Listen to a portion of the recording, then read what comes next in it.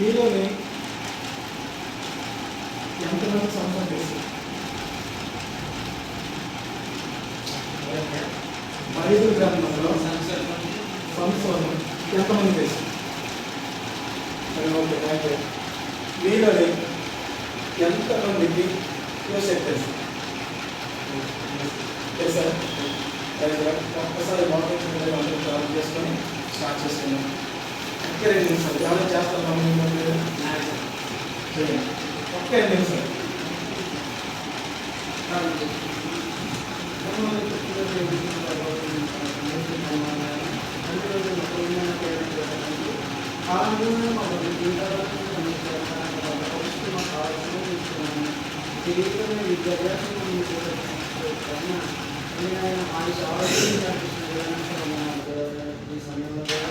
ఈ మాటలు విన్నప్పుడు మీ ఆలోచనలు ఉండడానికి కొన్ని మాటలు మీ కుమారుని చేయాలని నేను కోరుచుండగా వింటున్న ప్రతి మాట మా జీవితానికి కావాల్సింది ఏందని ఆ మాటల చేత మా బ్రతుకులను చక్కదిప్పుకొని మీరు ఇప్పుడు దగ్గరవుతూ మీరు ఉన్నతమైన లోకానికి చేరగలిగే భాగ్యం దయచేయమని అలాగేనైనా మీ కుమారుడు ఉపదేశించుకుండగా సంయోచితమైన జ్ఞానాన్ని వివేచనలను దయచేసి మీరే తోడుని నడిపించింది.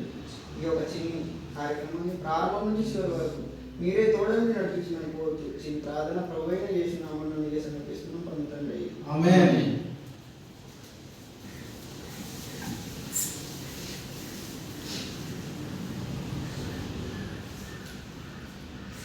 ఫస్ట్ మంచి గురించి మాట్లాడదాం, చెడు గురించి మాట్లాడదాం. ఈ రోజుల్లో యవనస్తులు మంచిగా ఉన్నారా చెడుగా ఉన్నారా? 2 విధాలుగా ఉన్నాయి మనకి. యవనస్తులు అంటే టీనేజ్ 13 నుంచి 25 సంవత్సరాలు మీ ఏజ్. ఈ పిల్లలందరూ ఎలా ఉన్నారు? మంచిగా ఉంటారా? వాళ్ళ చూపు ఎలా ఉంది? వాళ్ళ తలంపు ఎలా ఉంది? వాళ్ళ మాట ఎలా ఉంది? వాళ్ళ నాలుక ఎలా పనిచేస్తుంది? వాళ్ళ పెదలు ఏం మాట్లాడుతున్నాయి? ఏం చదువుతున్నాయి? ఏం చూస్తున్నాం? మన హృదయం ఎలా ఉంది? ఈ ఆత్మ అనేది ఎవరిది అన్నదాన్ని ఎప్పుడైనా మనం పరిశీలించాము. కేవలం ఇది మన యవనస్తులుగా కుర్రాడు. యోసేపు యవనస్తుడు, సంసోను యవనస్తుడు. అవునా కాదు? సరే, నేను చెప్పింది ఏంటంటే యవనస్తులమైనట్టు మనం 2 విధాలుగా ఉన్నాం ప్రజెంట్. 2 విధాలుగా అంటే, ఒకటి హాస్టల్ విడిచి బయటికి వెళ్తున్నామంటే మనం వెళ్ళే ముందు ఎవరికి ప్రార్థన చేసుకుని వెళ్ళాలి? ఎందుకు ప్రార్థన చేయాలి? మనకి ఏ అవసరం వచ్చింది? మనం ప్రార్థన చేయకపోయినా హ్యాపీగా ఉండొచ్చు, కానీ ఎందుకు చేయాలి? ఎవరైనా చెప్పగలరా? సరే, మీరందరూ దేవుని అనుకున్నారు కాబట్టి దేవుడికి ప్రార్థన చేసి మనం బయటకు వెళ్ళాలి. అది దేవుడి వాక్యం చెప్తుంది. ఓకే, ఉన్నవాళ్ళు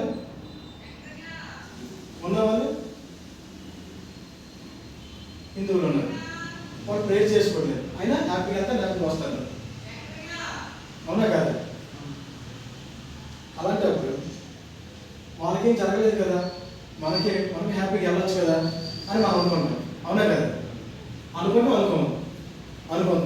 అనుకున్నప్పుడు ఇందులో ఒక సిచ్యువేషన్ జరుగుతుంది. 2 యవనస్తులు ఉన్నారు. ఉదాహరణ చెప్పండి. 2 యవనస్తులు ఉన్నారు. ఒక యవనస్తుడు, అదే మన ఇద్దరు పనికి వెళ్దాం కదా అన్నారు. సరే, ఓకే అని ఇద్దరు ఏం చేశారంటే పనికి బయలుదేరారు. పనికి వెళ్దామని వాళ్ళు ఏం పని? వారి అంటే ఒక పెద్ద కొండ ఉందనుకో, ఆ కొండ చూస్తారా, బాంబులు పెడతారు, కన్నాలు పెట్టి బాంబులు పెడతారు. ఎంతమంది తెలిసింది? అందరూ తెలిసిందే కదా.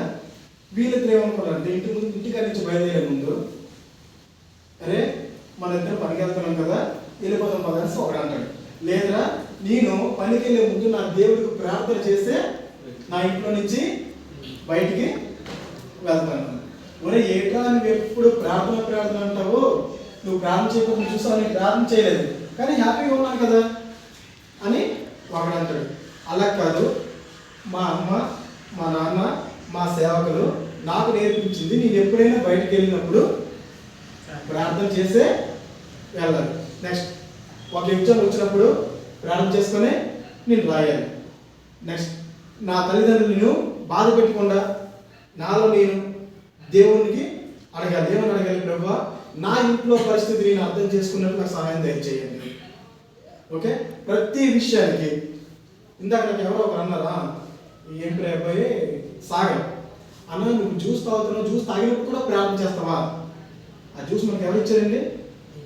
ఎవరిచ్చారు? దేవుడు ఇచ్చిందే. మనం అనుకునేది మనది ఏది కాదు.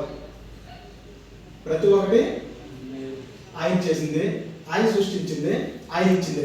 రెండోది, వీళ్ళిద్దరు ఏం చేస్తున్నారంటే, ఈ కుర్రాడు ప్రార్థన చేసుకుని, ప్రభువా నేను పనికి వెళ్తాను, చస్తానో బతుకుతానో నాకైతే తెలీదు, అది డేంజరస్ వర్క్, అది పని. అలాంటప్పుడు నన్ను మీరు కాల్చి కాపాడండి, మీ దూతలు నాకు కావాలిగా ఇవ్వండి అనేది ఎవరు అడిగారు?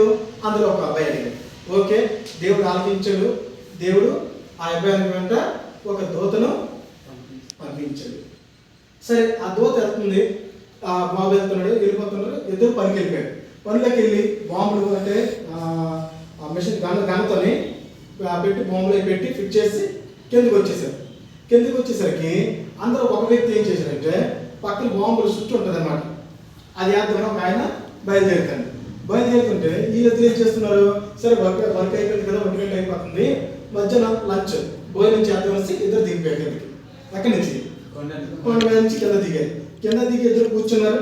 ఇద్దరు కూర్చొని సరే భోజనం చేసే ముందు ఒక కుక్క వచ్చి ఏ అబ్బాయి అయితే ప్రారంభం చేశాడు ఇంటికాడి నుంచి వచ్చినప్పుడు ఆ యొక్క అబ్బాయి భోజనం ఆ పార్సల్ పట్టుకొని పారిపోయింది.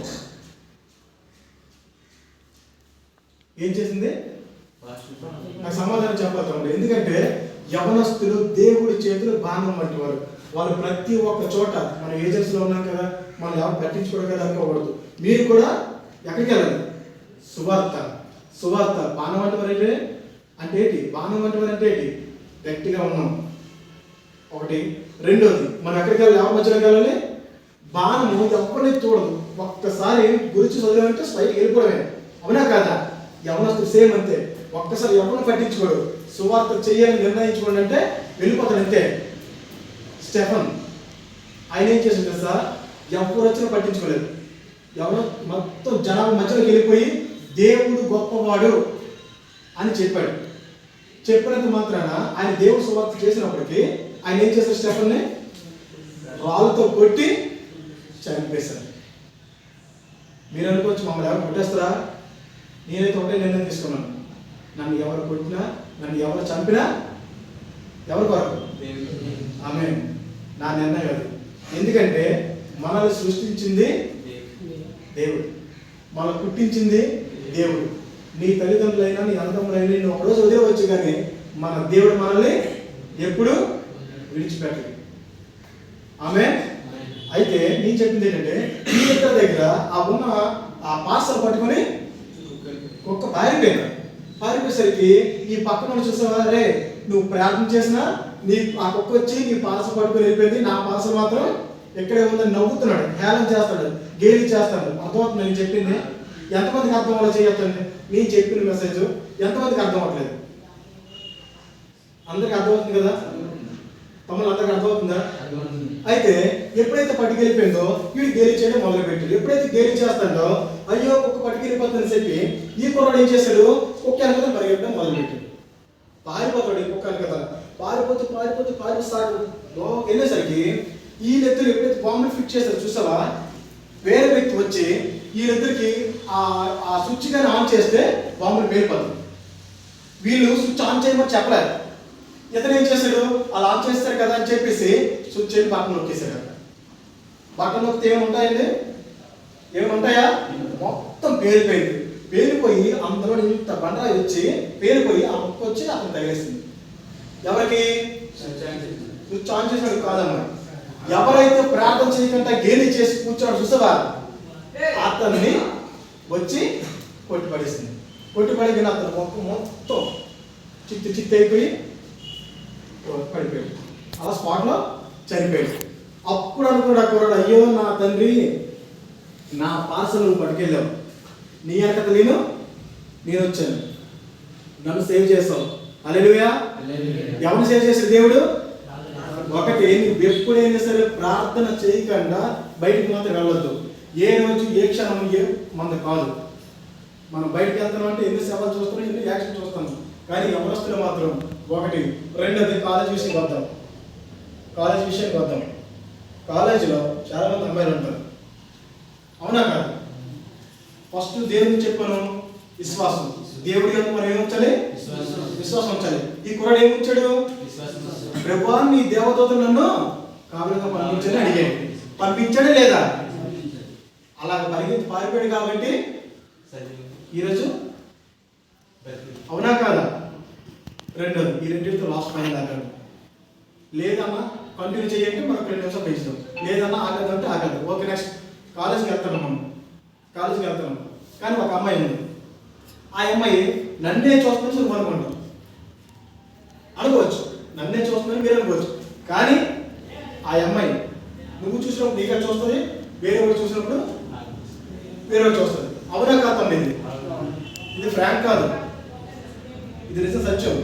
ఎందుకంటే ఆల్రెడీ ఇలాంటి విన్ను మనం చూసుకుంటూ వస్తాను, అవునా కదా? చూస్తాను కాబట్టి నేను చెప్పింది ఏంటంటే, ఏ అమ్మాయిని కూడా మీరు నమ్మొద్దు. మన తల్లిదండ్రులు ఇప్పుడు ఎవరైతే బైబిల్ పట్టుకొని చెప్తున్నారో నేను కూడా అమలు చేసినాను. నేనెందుకు మారానంటే ఎవరిని కూడా మీరు ఇందులో ఇద్దరు వ్యక్తులు ఫస్ట్ చెప్పాను. ఇద్దరు చెప్పాను. ఏం చెప్పాను? ఒకటి, ఫస్ట్ బైబిల్లో ఇద్దరు వ్యక్తులు చూపించాను.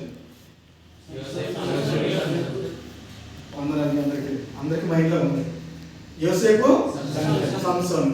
సంసోను ఏం చెప్పాడంటే, సంసోను వాళ్ళ అమ్మ నాన్న అన్నారంటే, సంసోను నీకు పెళ్లి చేస్తాను, పిల్లల్ని చూస్తాను, పిల్లలు చూసి పెళ్లి చేస్తాను, నువ్వు కంగారు పడవద్దు అని సంసోను పేరెంట్స్ చెప్పాడు. యోసేపు చెప్పడానికి ఎవరూ లేరు. యోసేపు చెప్పడానికి ఎవరూ లేరు. ఎందుకు లేరంటే వీళ్ళు అన్నదమ్ములు, యోసేపు అన్నదమ్ములు చేయకుండా అమ్మేశారు బానిసత్వంకి. అమ్మేశారు. అమ్మేసిన తర్వాత ఒకటి, ఫర్ ఎగ్జాంపుల్ చూసుకుందాం. ఈ కుర్రాడు ఉన్నాడు, రారచన సార్. ఈ కుర్రాడు ఉన్నాడు, యవనస్తుడు, కాలేజీకి వెళ్తానంటే యవనస్తుడే కాదా? అలాంటప్పుడు ఈ కుర్రాడు ఏం చేస్తాడంటే, మా అమ్మ లేరు కదా, మా నాన్న లేరు కదా, సినిమాకి వెళ్దాం, మందు తాగుదాం, గంజాయి తాగుదాం, బీడీ తాగుదాం, సిగరెట్ కాలుద్దాం, ఏదో చేద్దాం. ఎవరు చూడట్లేదు? దేవుడు.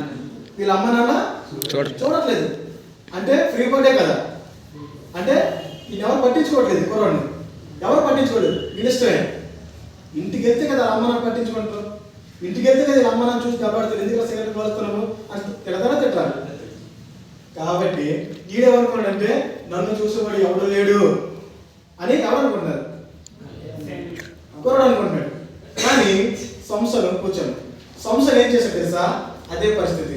నన్ను చూసేవాడు ఎవడో లేడు. కానీ దేవుడు ఆత్మ ఎవరి మీద ఉంది? సంసోను మీద పక్కాగా ఉంది. సంసోను ఇంచుమించు 3000 జనాన్ని ఒక గాడిద దవడతో చంపేశాడు. మనం ఒకరి కొట్టడానికే చచ్చిపోతాం, అవునా కాదు? ఎవరు కొట్టగలం?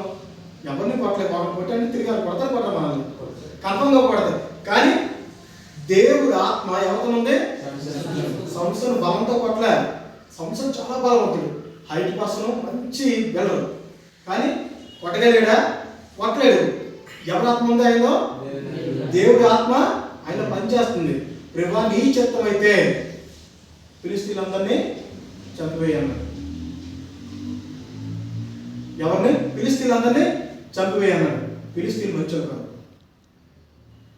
ఓకే, అలాంటప్పుడు దేవుడి ఆత్మతో చంపిన వ్యక్తి ఫిలిష్తీయుల్లో ఒక అమ్మాయిని చూశాడు. ఆ అమ్మాయి దేవుడు నమ్ముకోలేదు. ఆ అమ్మాయి పేరు ఎంతమందికి ఎవరికి తెలుసా? అన్నీ ఒకసారి చెప్పబడ్డాను. ఒకసారి లేదు, ఏం కాదు, ఒక్కసారి గట్టి చెప్పబడ్డాను. కూర్చో. ఆ అమ్మాయి సంసోనికి ఇంత బలం ఎలాగొచ్చింది? ఫస్ట్ ప్రశ్న, ఎలాగొచ్చింది? ఎలా కొడుతున్నాడు? ఎంత బలవంతుడైనా ఒక 100 మంది వచ్చి పడితే ఏమవుతాడు? పోతాడు కూడా. కానీ 3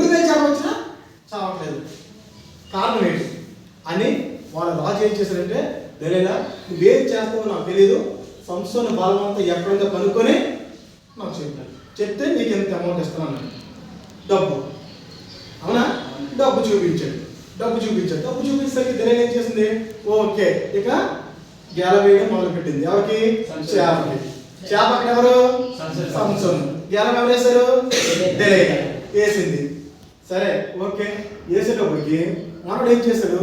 ఎప్పుడైతే అమ్మాయి అక్కడికి వచ్చిందో, ఎప్పుడైతే ఆ అమ్మాయిని చూశాడో, మనోడు ఏం చేశాడు? మనసు ఆకర్షించుకుంది. ఓకే, ఆ అమ్మాయి ఒకలా ఉందా? లేదు. ఆ అమ్మాయి మంచిదే కాదు. ఆ అమ్మాయి ఒకరిని నమ్మలేదు.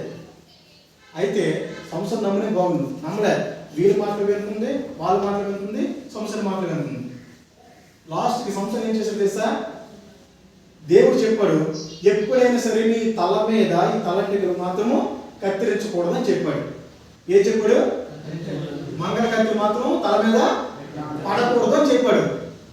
కానీ మనోడు ఏం చేశాడంటే, అమ్మాయి కదని చెప్పి అమ్మాయి దగ్గరికి వెళ్ళి అమ్మాయిని మోసం చేసి అతనికి ఉన్న రహస్యాన్ని, దేవుడు చెప్పిన రహస్యాన్ని, చెప్పొద్దన్న మాటని ఏం చేశాడు? వెళ్ళి చెప్పేసిన వెంటనే ఆయన ఎంత బలవంతుడో అంత బలహీనమైపోయి అతని గొలుసుతో కట్టితే ఇలా తెప్పించేవాడు దారాలాగా. మన దారం కడితే చూసాము, బట్టలు కొట్టే దారం గొలుసుతో కట్టి ఇలా తెప్పించేవాడు. అలాంటిది ఆయన ఏం చేశాడు? ఇలా తెప్పించేవాడు. ఎప్పుడైతే దేవుడి యొక్క ఈ రహస్యాన్ని చెప్పాడో, గొలుసుతో కడితే కనీసం ఇలా కట్టడానికి చాయిస్ లేదు. దేవుడు చేర్చలేదు. ఎందుకు? ఆయనలో ఉన్న దేవుడు ఆత్మ సైడ్కి వచ్చేసింది. వచ్చిందా లేదా? వచ్చేసింది. అప్పుడు ఏం చేశాడు? ప్రభువా నన్ను క్షమించు అంటున్నాడు.